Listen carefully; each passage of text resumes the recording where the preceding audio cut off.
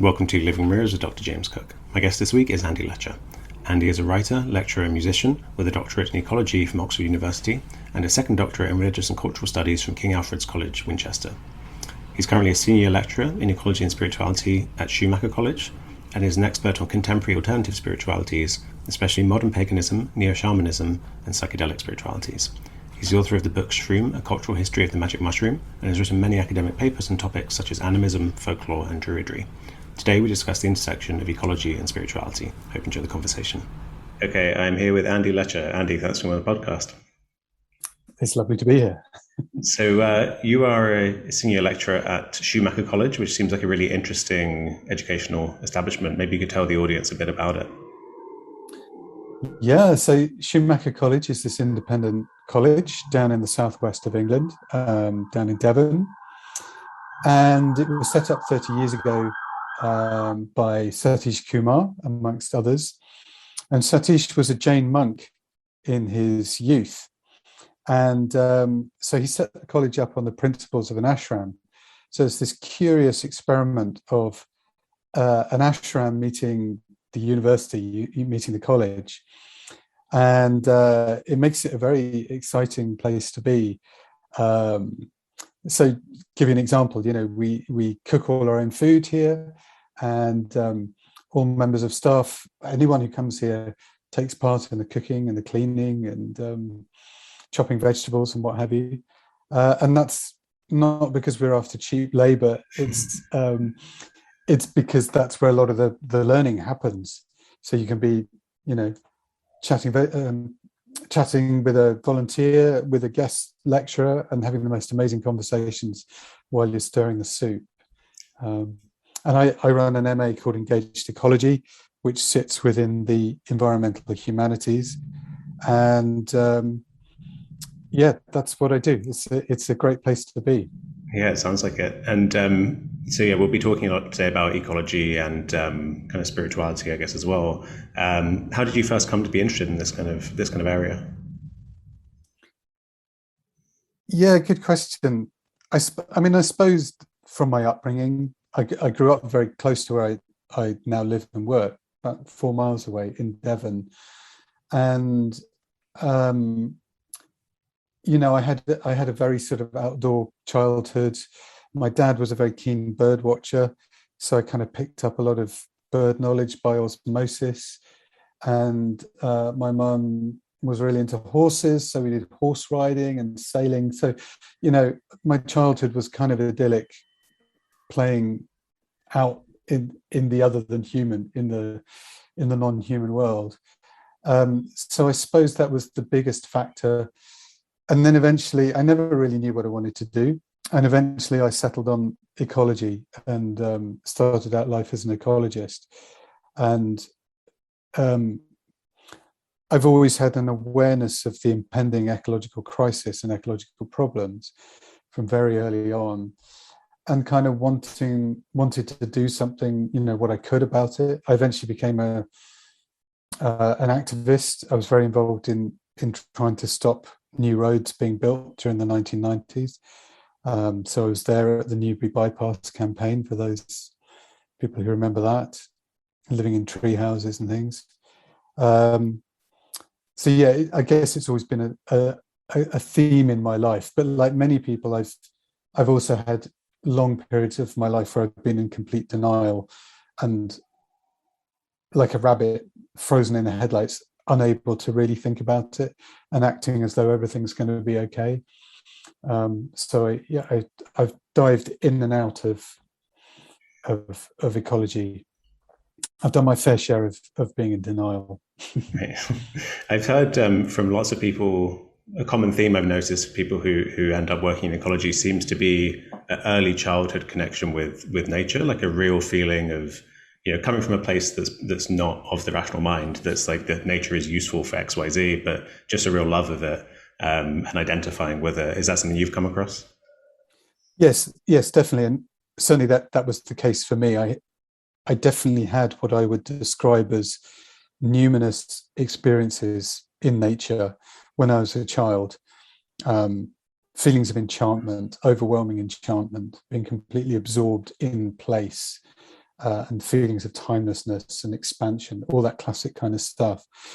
But there was a study, it's quite old now, by an anthropologist called Kay Milton, a book called Loving Nature.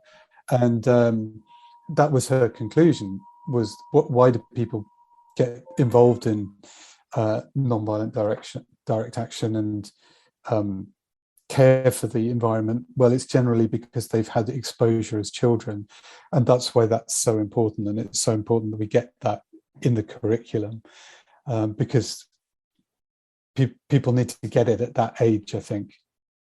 Yeah, that makes sense. I think you can justify your ethics around other humans kind of analytically, or you can just kind of, those who you love, you reflexively want to protect. And I think that extends to, as you said, the kind of the more than human world. Yeah. You can identify with and love that as well, and instinctively want to protect it.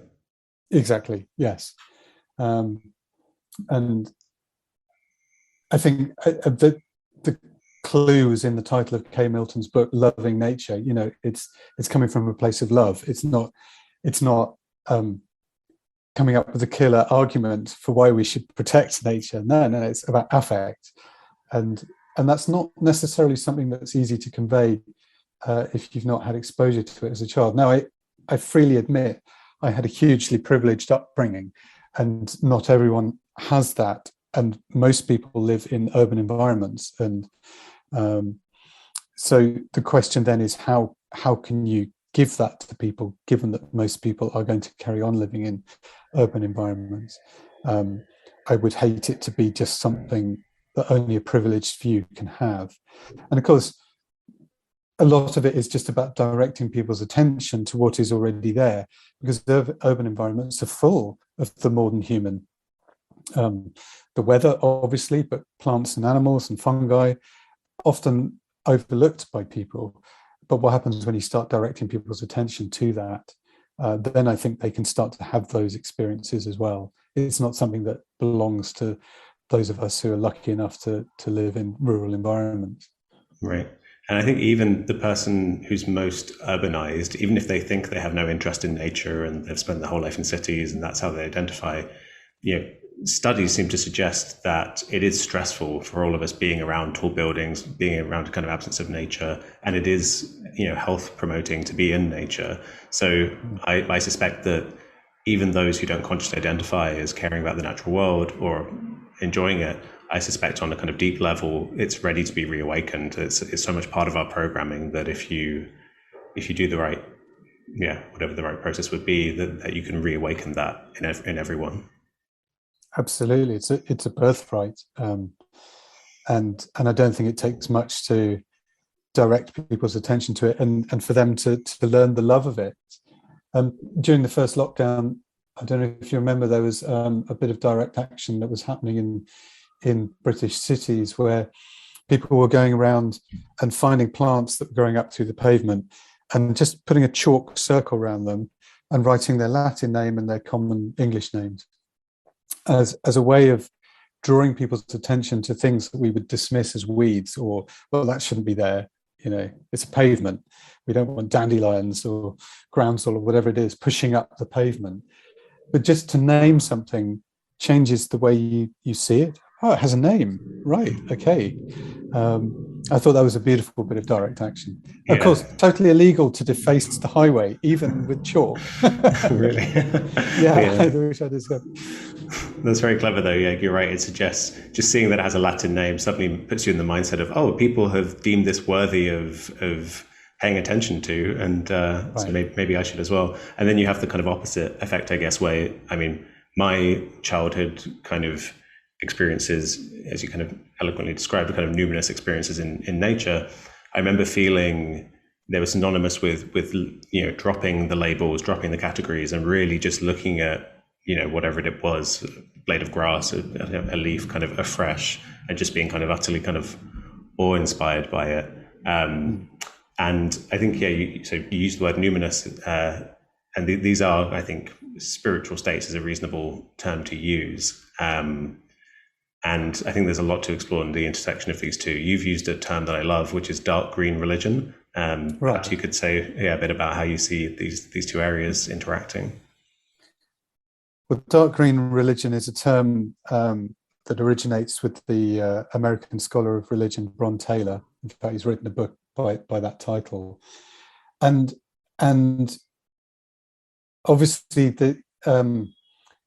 he's alluding to sort of earlier conversations about deep ecology versus shallow ecology, dark green religion versus light green religion. And really he's trying to find a label for emerging spiritualities that privilege their relationship with the modern human, that find their locus of meaning not in some transcendent thing or state or being, deity, but very much in the immanent, in what's around us. But what makes it dark green is this this focus on wanting to be active agents of change in the world to try and make the world a more ecological place, I suppose. And so, classic examples of this are the spiritualities that emerge around direct action movements, environmental direct action movements. And in my earlier research, my PhD research, I was looking at the spiritualities of road protest movements, where people were combining direct action with ritual, with seasonal rituals. So for Bron Taylor, this is an example of dark green religion. Maybe a light green religion would be something like Catholicism, which really, in its theology hasn't privileged this world. In fact, the opposite, you would say. But with the current Pope Francis and his papal bull Laudato Si, did I get the name right? I think it was 2013. This attempt to focus, attention on this world and say, no, there is a responsibility of Christianity to care for this world.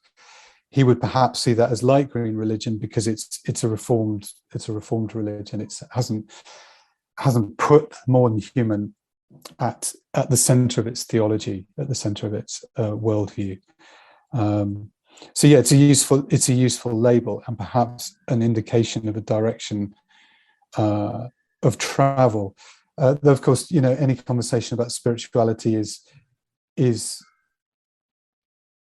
problematic because not everybody warms to that title, and obviously you don't need to be of a spiritual persuasion to want to care for your environment. You can care for the modern human, the non-human, out of purely selfish interests, right? You want there to be a world for your children, or you want to preserve the Amazon rainforest because there might be potential cures for human diseases. But certainly, I would say that there are growing movements of people that we might call dark green religion, and that's an important factor in the mix of environmental change. Right. Yeah, I think it's, for me, as a scientist who's also interested in spirituality, I find the grounding of spirituality in nature, I find really useful because, as you say, like the things that I'm not sympathetic to are spiritualities of ones that almost dissociate from the natural world and say, well, there's some transcendent other world. Don't worry, this is all mundane, profane stuff, and what's really the important thing is the afterlife, or some disembodied spirits that have no real connection with the natural world. Whereas to me, when I use the word spirituality, it refers to nothing supernatural, everything that exists in the natural world that's studied by science, but there are states, there are perspectives that one can take that are deeply important, deeply valid, that are not to do with the usual rational mind and the modeling of the world that we engage in, but feeling what it feels like to be part of nature. So yeah, I think, I guess I often use the term naturalistic spirituality, and when I do that, I'm usually using it almost to mean kind of almost like scientific spirituality. It doesn't sound quite right, but one that's fits with science, not supernatural, I guess I should say. But then also I often use ecological spirituality as well to point to the stuff that you're referring to. And it's, I think there's some correspondence there, but it might be worth pausing for a moment on deep ecology. Could you kind of share with the audience a bit of background about what deep ecology is and the difference between that and what you might call shallow ecology? Well, maybe I could just go one stage further back as well and just talk about ecology, because it's fascinating what you were just saying, because the word ecology was coined by a German zoologist called Ernst Haeckel in 1866. And he's known as Darwin's champion on the continent. He's also known for what was it he said, for being wrong about I can't remember the phrase, ontogeny recapitulating phylogeny. Sorry, it took me a while to get it. It's 4 o'clock in the afternoon. I'm not on all 4 cylinders. And so he's known as being wrong for that. But he introduced this term ecology, meaning the scientific study of organisms in relationship to each other and to their environment. But the interesting thing about Haeckel is he tried to establish a new religion based on science, based on a monistic view of the world. And he set up this monist league and proselytized for it. So right from the get-go, this word ecology, although it's about science, he was trying to establish a science, a scientific discipline. Embedded into it is this idea of spirituality, and I find that really interesting. So to fast forward to deep ecology, this is largely attributed to a Norwegian philosopher called Arne Næss, but he wasn't alone, there were others as well. But Arne Næss wrote a paper in 1973, I think, comparing the shallow and the deep, And shallow ecology to him were movements that, really didn't want to change much about the world, but make capitalism kind of sustainable. He didn't really use that language in the 70s, but so people who want to do their recycling, but carry on consuming in the same way. And that to him was shallow ecology, whereas deep ecology was far more radical. It was looking at the science of ecology through a philosophical lens to try and gain normative values by which we could live. And really to become ecosophers, that was the word he used. We need to become ecosophers. And we need to learn that our whole sense of self is rooted in our internal relationships with everything else. This is a philosophical term, but our deep interconnectedness, the way in which we interpenetrate with everything. It's not just about doing the recycling. A true ecological self would realize the extent of our entanglement, our embeddedness in the world. And this did verge into some kind of sense of spirituality and self-realization for Næss. He famously built a cabin up a mountain, and I think it's now sort of a national monument in Norway. And there was nothing there, he got his water from a stream, from a spring, and you had to carry all your food up there. And I've seen photos of it. A colleague of mine here at Schumacher knew Arne Næss and stayed with him in this cabin. And clearly Næss had this deep spiritual connection to the world, which he tried to find expression through philosophy, particularly the philosophy of Spinoza. But anyway, there's lots one could say about Næss, but that's what he meant by deep ecology. It's something more fundamental that profoundly changes our relationship with the world, such that we no longer need any kind of normative ethics of thou shalt not, thou must. You simply, I'm not going to cut down that tree because that tree is in some sense part of me. The rainforest are my lungs. It's not just the lungs of the planet, they're my lungs. So that's what he was trying to get at with deep ecology. Right. And I think that connection to the ecological self is really interesting to me, because when I think of the kind of cause of the current ecological crisis, of the way that we harm nature, and you were saying thinking of nature, as our lungs. If you look at the kind of origins of the ecological crisis that we're facing, it seems to me that it comes down to the kind of conception of self that you have. If you see nature as other, and you can, it's like someone who is say they're starving and their goal is to get food, but then they cannibalize their own organs because they have this strange sense of self where they're identified with their ego, but they're not identified with their body. And so they say, well, that's other. I'll eat my own organs and then I'll get the nutrition I need. From the outside perspective, you can see, well, that's an illusory sense of self. You're going to destroy yourself because you are deeply interconnected with the rest of your body. And in the same way, we have a culture that sees nature as other, I think, for the most part, and so plunders it without realizing we're plundering our own. If you have this ecological sense of self, as you say, when we tear down the Amazon, we are literally destroying the lungs of the greater organism that we're embedded in. Right. Yes. And people listening to this may wonder why I'm constantly sort of tripping over myself with what to call that out there.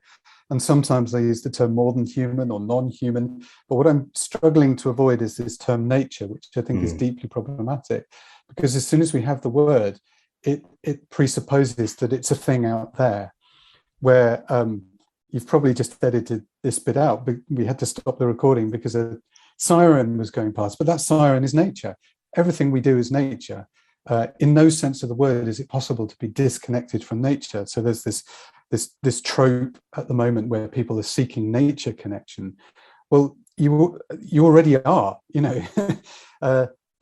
Try holding your breath and seeing how disconnected from the atmosphere you can be. About 3 minutes, I reckon. That's how far away. So it's a struggle because our language invites this kind of sense of there is this thing out there that we can choose to be ignorant of or turn our attention away from. And exactly that example you were giving of if an ego dissociated from its body. But I think partly that's a language thing, but partly it's a cultural thing, and partly it's a capitalist thing that we consume goods, and capitalism is very good at hiding the ecological impact of those acts of consumption. So, I can go online and I can buy myself a nice cool t-shirt, but I've no idea where the cotton was grown or who dyed it. Was it dyed in a factory in China? And what did they do with the dye afterwards? Did it go and pollute the river? How much carbon was involved in transporting this t-shirt halfway around the world and back? Capitalism's very good at going, don't worry about that, it's over there, or globalization. And so we can have this illusion that nature is something out there because we don't see the effects of it. And generally we palm those effects off to other countries and other cultures, and we don't have to worry about them. We're not faced with the dye being pumped into a river and killing all the life in the river. So but of course it is an illusion. In no sense of the word are we disconnected. We're utterly dependent on everything, our food, our water, our everything. And it's trying to remind us of that and put us back in a position where we go, oh yeah, of course. Where does my food actually come from? Who grew it? Where was it transported from? And what's in it? What chemicals were sprayed on it? What effects are the worming pills having on the populations of insects and so on and so forth? Right. And so when we spoke about dark green religion, I'd initially assumed that phrase was almost a synonym for kind of deep ecological religion, or that the dark greenness was, referring to a similar idea. But you mentioned that it kind of implies an activism element. And I'm wondering if you could make that connection for us, and if it's to do with a kind of, we said from the start, kind of acting from a place of loving nature, and everything you just said, it feels like once you have an ecological sense of self, the compulsion to protect nature is just kind of implicit and obvious. Is that the kind of connection as to why activism is part of dark green religion? Yes, I think so. Yes, absolutely. Perhaps I could just speak personally for a moment. One of the major motivations for me becoming involved in direct action in the 1990s was, I was persuaded by all the arguments that you can't just carry on building more and more roads to accommodate ever increasing levels of traffic, because in the end you just end up with roads. You wouldn't tell people that when their bin in their kitchen is full to buy another bin and keep filling up their kitchen with more and more bins, right?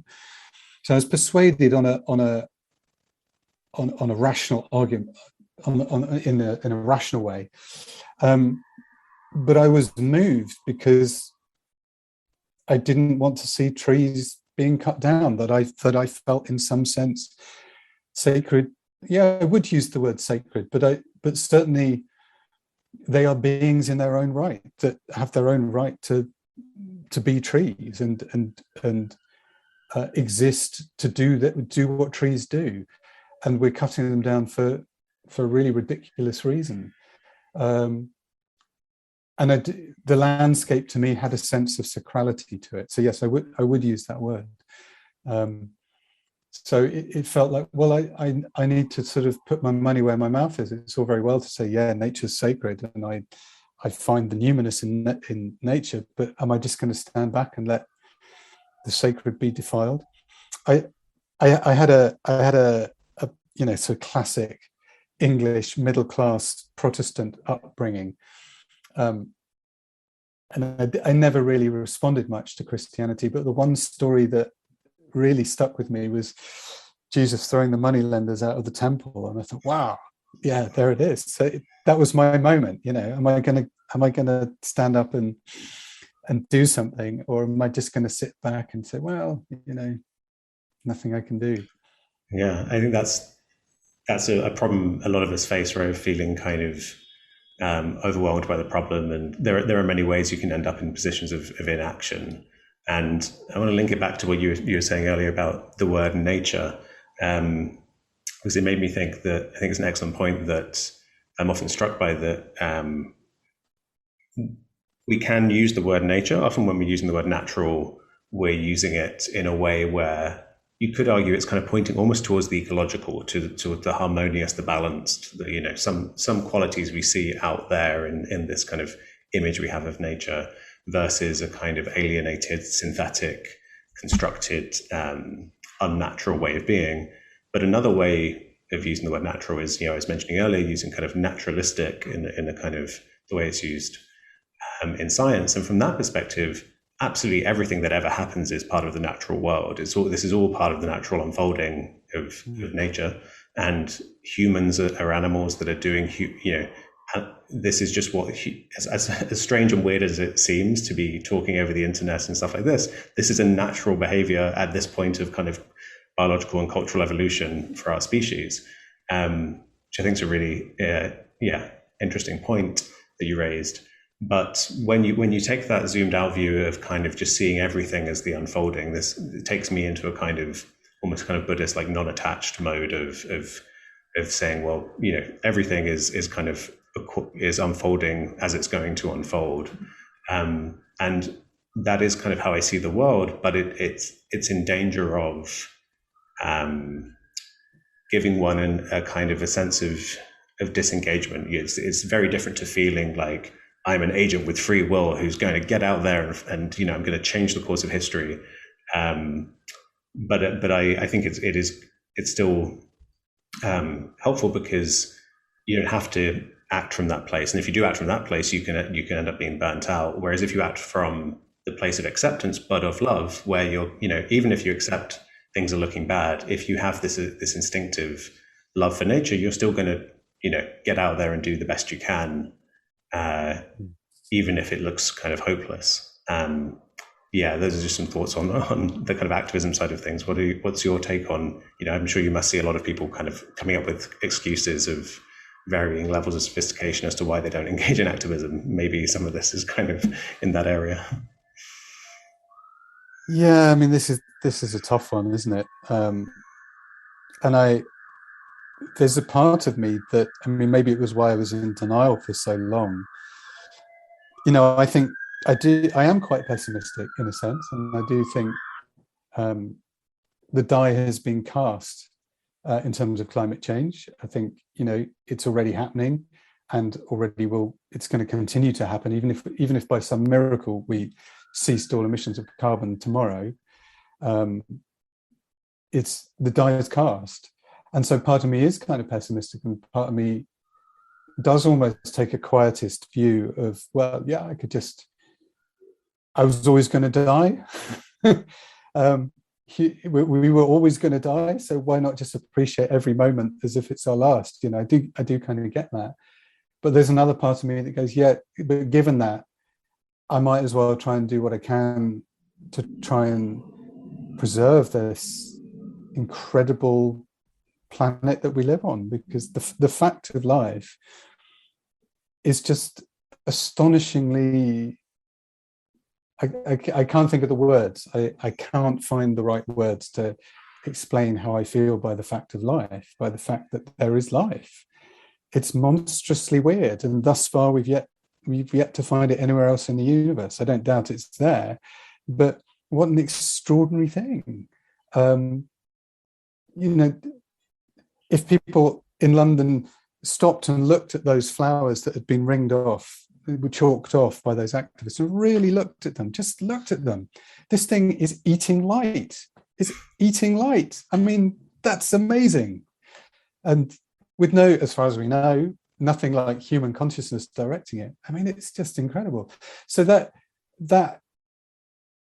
sense to preserve this wonder in all its diversity. And so I have both impulses. And it depends really on which way the wind's blowing, which way I'm going, whether I'm pessimistic or optimistic, or I still think the fight is worth fighting, but perhaps now, as I'm a bit older, I hold it with less attachment to outcomes. That if we act from a place of love, then that's what matters, and the outcomes don't matter so much. Right. Because it's a question I've often asked myself, is like, what did I actually achieve in my career as an activist? And we did overturn government policy. They stopped building roads for maybe 4 years, and then they started doing it quietly on the sly. We're not building roads, we're just building an extension or a bypass, and the road building has just carried on, but without the fanfare. So in a sense, we achieved nothing, and traffic levels are just probably on an exponential trajectory. I've not seen the figures. We won the moral argument, but we lost. We've not changed anything. So what was it worth it? Well, on a personal level, absolutely. I would go back and do it again in my 20s, and go and live in a treehouse and put up with all the hardship and the heartbreak. I would do it in an instant. But I think that movement touched people, and it caught the imagination. And if it catches the imagination of one person, a child maybe, who then goes on to be able to create more change than we were able, then it was worth it. But it's a question I wrestle with, the futility of activism. We achieved so little, despite all the utopian dreams. Right. I think that's why it can be, a non-attached perspective can be useful to cultivate, not out of, trying to steel yourself against kind of, the negative things that may happen, but out of a sense of doing things from a healthy place of care, rather than because you're attached to certain particular outcomes. Because if you're really attached to certain outcomes, you're likely to be quite upset by what's going to come, I think, right? Like, so I'm in a similar position where when I see people putting forward the case that we're on a trajectory that's going to take us across certain thresholds, that are going to engage certain feedback loops in the climate, and we'll be in a new phase where it's outside of our control and it will be too late. And it's effectively already too late because we're really accelerating towards those thresholds. I can't really floor their logic. And so I do have a sense of things are going to get bad ecologically. I don't broadcast it too much because that can really make people feel like, well, okay, well, let's just keep going with the crazy growth stuff, right? But I take the stance of, I guess I think it's valuable to cultivate this ecological sense of self and an ecological worldview, because for me, it feels like coming home. It feels like a groundedness and a recognition of, oh, of course I was always nature, and I'm kind of, apologies for using the word nature. I'm not as steeped in it's very difficult not to. Yeah. But so yeah, so there's a natural sense of like, even if things are going to get really bad, it feels right. It feels like coming home, and you could also, there are many intellectual arguments as to why it's wise for us to develop kind of sustainable ecological way of being. And no matter how bad things get with climate change, I do suspect humans will survive in some form. And if we can, look into the very distant future, constantly trying to remind people to come home into this ecological way of being is really the only thing we can do. To me, it's the most fundamental project we can kind of engage in culturally, and it should extend as long as there are humans, really. Right, and I thoroughly agree, and also I'm starting to think, a lot of our energy is directed towards the apocalypse, and the apocalypse is a deep part of the Western myth. And I grew up with the threat of nuclear war, and now it's climate change. And there seems to be, I watch an awful lot of dystopian sci-fi movies. It seems to be a common theme at the moment, collapse of civilization. But I've just heard about this movement of solar punk, not steampunk, but solar punk. People trying to imagine the future after the fall. And I think that's probably quite a healthy thing to do. We need, yes, you're right, we need to develop that ecological self, but also some kind of envisioning of what the future's, the survivors, what it's going to look like on the other side. And that seems to be a more healthy way to use the imagination than constantly rehearsing whatever the doom scenario is going to be. Right. Yeah, I think that in the last year or so, that's exactly the headspace I've kind of shifted into realizing that if there is a kind of an apocalyptic scenario, it won't be a total apocalypse. There's still, you can imagine that chapter of human life, and there's interesting things that have been written on the kind of amazing resilience and community organizing that appears in disaster zones. I think it's a book called Paradise Built in Hell by Rebecca Solnit that covers that.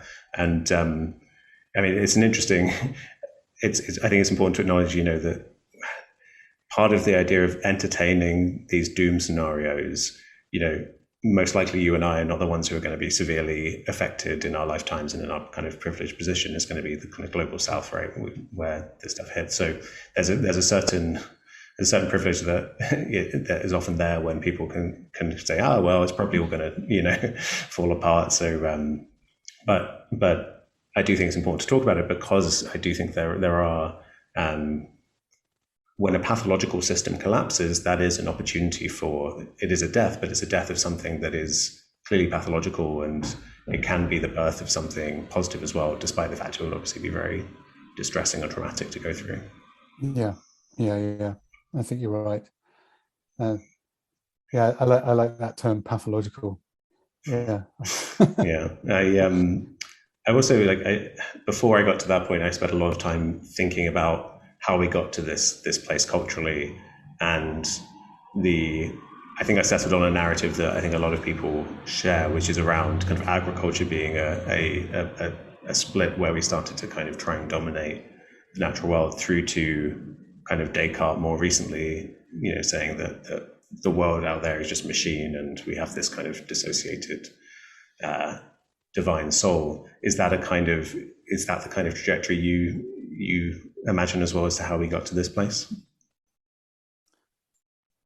Yeah, I've spent a lot of time dwelling on this, and I also, I'm not sure I found it helpful in the end, because I think somewhere there's a sense of, well, if only we could find the moment where it went wrong, right, we could somehow tweak it, and then everything would be all right again. And the story you've just told me is a story that's very familiar, and I know it from textbooks going back 20 years, agriculture, blah, blah, blah, scientific revolution, Descartes. Descartes' always the villain of the piece. And I mean, of course, agriculture changes everything in a way. I think it's an ongoing debate as to whether the Neolithic agricultural revolution was a revolution of ideas or a movement of people. And it's a while since I've checked up on this, but it seems that there's some archaeological evidence from Britain, at least, that it was a movement of people. And so that's interesting. That means that the revolution, the Neolithic revolution, the move from hunting and gathering was actually, a movement of people who suddenly changed their relationship with the land. Because of course, agriculture needs you to be settled, and it needs you to clear the land and manage the land, and it enables civilization, blah, blah, blah. So of course that was a part of it. I suppose I think for that reason I'm less interested now in where did it all go wrong, because I think somewhere it's the wrong thought to think that we could then just go back and tweak it and somehow push everything in a different direction. If only we had the right philosophy, if only we found the right philosophy, then everything would be okay. And I think somewhere it's a hope of a magic bullet that will save everything.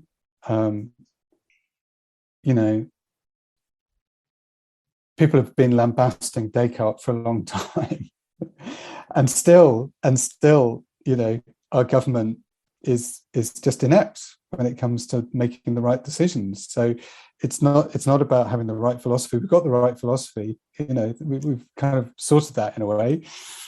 It still comes down to political change, structural change, economic change, and politicians having the political will to do it. I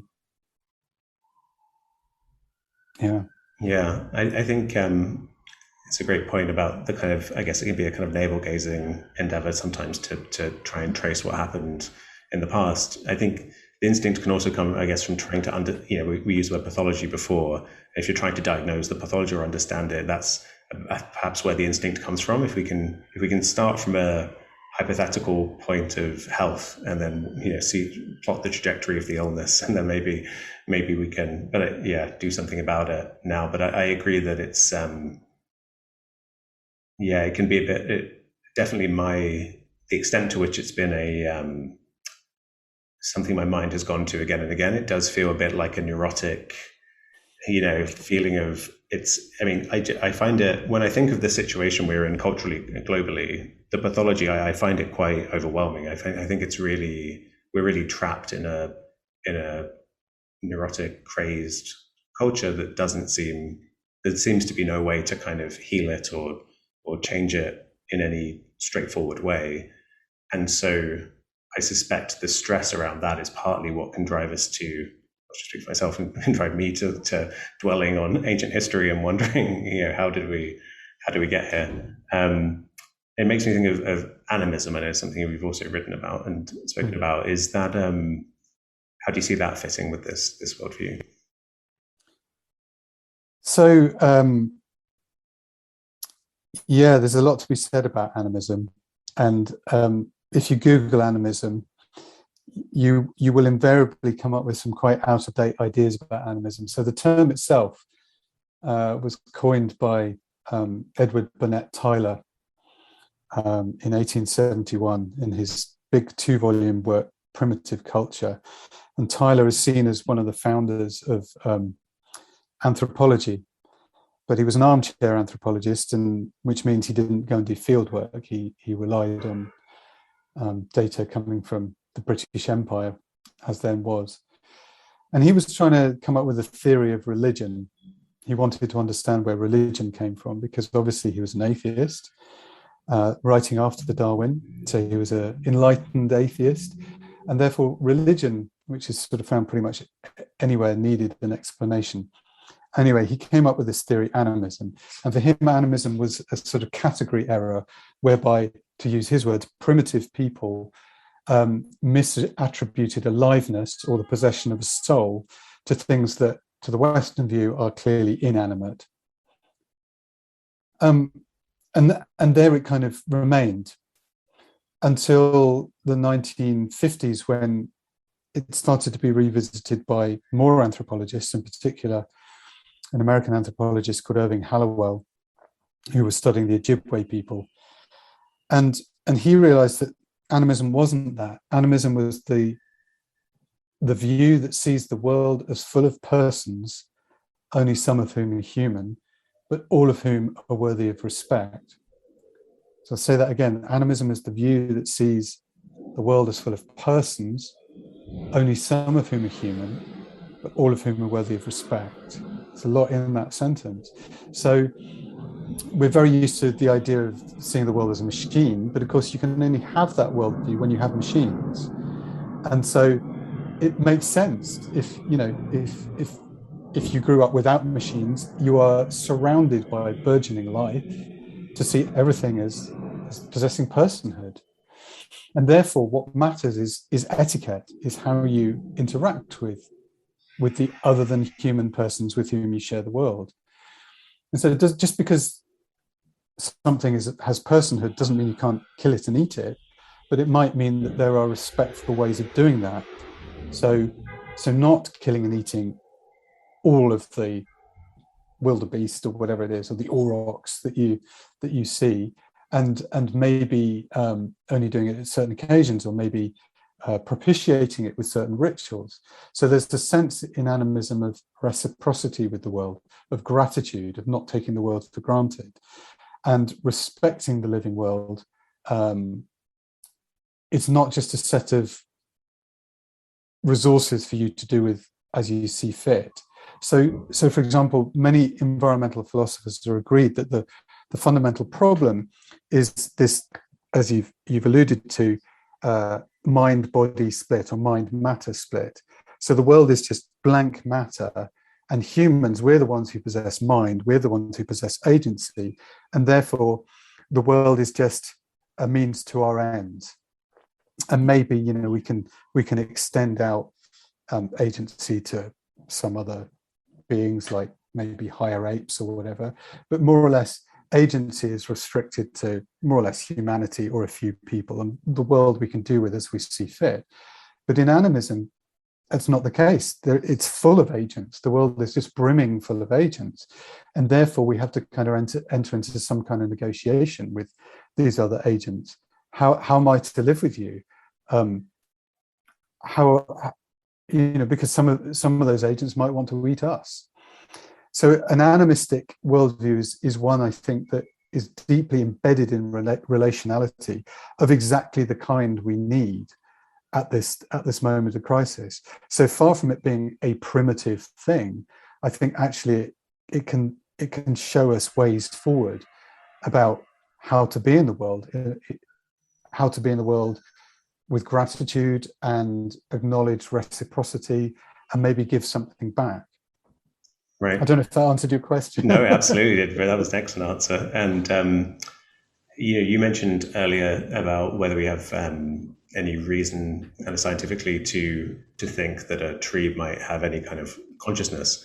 In my work, I've kind of it didn't feel motivated from having this kind of worldview, but I ended up kind of stumbling through trying to understand the basis of consciousness, coming to the conclusion that it is a pan-biological phenomenon that actually isn't primarily to do with nervous systems. It's to do with being a living, surviving thing.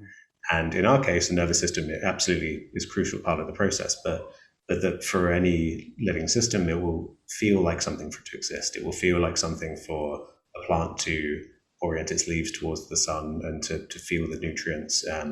It won't be like a human mind with language and concepts, but that there'll be some sensory process going on.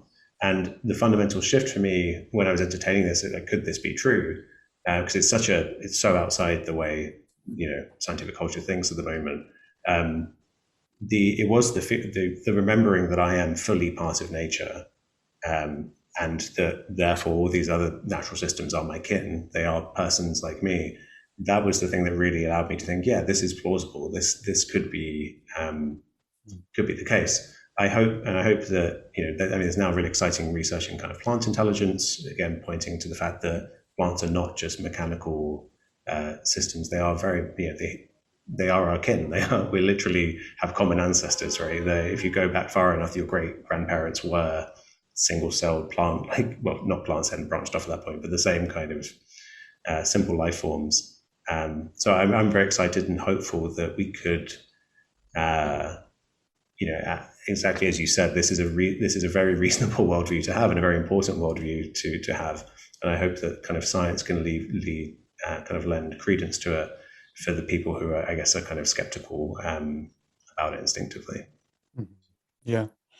Yes, it is very reasonable. And if it weren't reasonable, you would expect animist cultures to die out pretty quickly, right?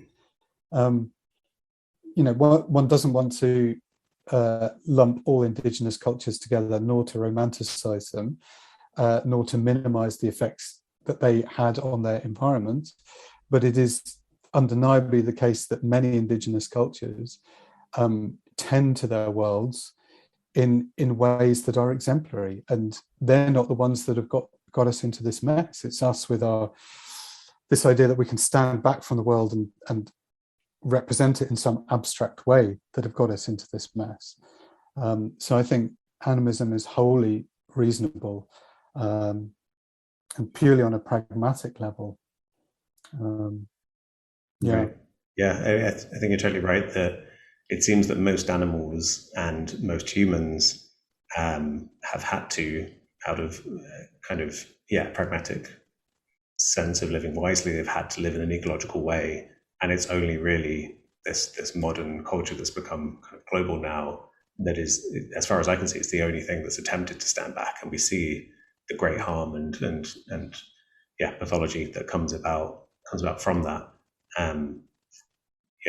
I still find my my mind going to what is it in the psychology of the people that led to that culture in the past. What happened in that way? Because I guess also my earliest training was in psychology, and I guess I hope that there's also a kind of maybe like a peacemaker instinct where rather than there having to be political struggle, perhaps there could be a kind of just through mutual understanding and care and healing, we can psychologically address whatever this culture is being run on the minds of people, right? And those minds, a lot of them are carrying kind of, they're operating in such a way that it's allowing these memes of the culture to be passed on. But I do think it's going to be a synthesis of both. It's not going to be that simple, unfortunately, I think. Yeah. I mean, you make good points, and I did use the word fight earlier, but I am committed to non-violence. So, right. Yeah. Yes, and in a sense, I mean, that brings us full circle, because that sort of was the hope of deep ecology, that you remove the scales from people's eyes, and they see the world as it is, and then there are no rules. You don't need to tell people what to do; they'll just know what to do. I think it's probably a bit more complicated than that, but I appreciate I'm sympathetic to that desire. Right. Yeah, and I mean, you also wrote a wonderful book called Shroom about kind of British psychedelia, and psychedelics is something I like to explore on this podcast, and we've not. It's been wonderful to talk to you about ecology without even getting into that side of things. But maybe we can end on your thoughts on if psychedelics you think can play a role in helping people move in this direction, because it does seem to me they produce fairly often experiences of kind of ecological connection. Yes, and I mean, this is the $64 million question, really, and I'm wondering how much to say. As much as you like. I'm of the opinion that it's not possible to say anything objectively about other people's psychedelic experiences because they remain private, and all we have is representations of psychedelic experiences. Even when you talk about one's own experiences, it's a representation, it's a reduction of what that experience was. The confused multiplicity as Henri Bergson would say, of what actually happened. And so there's a difficulty there in making any kind of normative claims about what psychedelics may or may not be able to do. But what we can talk about is contexts. And if we take an animist worldview, then perhaps we could make animist contexts in which psychedelics were consumed, so that if they do reveal anything about the world, that can be brought to the fore. So, for example, if you take a load of mushrooms and you go to a gig at Glastonbury, that's a very different experience to being with a small group of people in a wood somewhere quietly paying attention to what is happening.